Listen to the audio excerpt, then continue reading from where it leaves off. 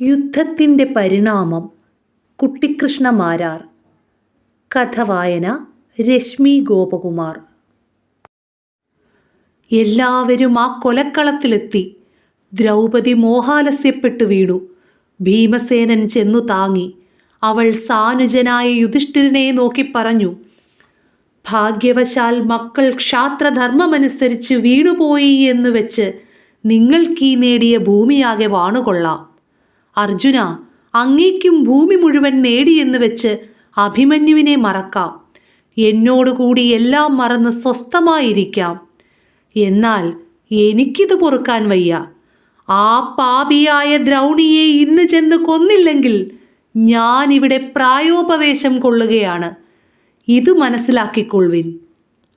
കാടുകേറി ദൂരെയെങ്ങോ പോയ ദ്രൗണിയെ കണ്ടെത്തുക എളുപ്പമല്ലെന്നും മറ്റും പറഞ്ഞ് യുധിഷ്ഠിരൻ അവളെ ആശ്വസിപ്പിക്കാൻ നോക്കി. പക്ഷേ ദ്രൗപദി പ്രതിജ്ഞ ചെയ്തു. ദ്രൗണിയുടെ ശിരസിലുള്ളതായി കേൾക്കുന്ന സഹജമായ ചൂടാമണി കൊണ്ടുവന്ന് അങ്ങയുടെ ശിരസിലണിഞ്ഞു കാണണം ഞാൻ ജീവിക്കണമെങ്കിൽ.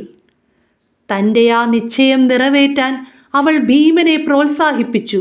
ഭീമൻ വില്ലും അമ്പുമെടുത്ത് തേരിലേറി നകുലനെ സാരഥിയാക്കി പുറപ്പെടുകയും ചെയ്തു. കഥയെല്ലാം അറിഞ്ഞ് കൃഷ്ണൻ യുധിഷ്ഠിരനോട് പറഞ്ഞു, യുധിഷ്ഠിര, താങ്കളുടെ പ്രിയ സഹോദരൻ വല്ലാത്തൊരു അപകടത്തിലേക്കാണ് പോയിരിക്കുന്നത്. ദ്രോണർ പുത്രന് ബ്രഹ്മശിരസ് എന്ന അസ്ത്രം നൽകിയിട്ടുണ്ട്. അത് ഭൂമി മുഴുവൻ ചുടും. ദ്രൗണി കോപിഷ്ഠനും ദുരാത്മാവും ചപലനും ക്രൂരനുമാണ്. ബ്രഹ്മശിരസ് അറിയുകയും ചെയ്യാം.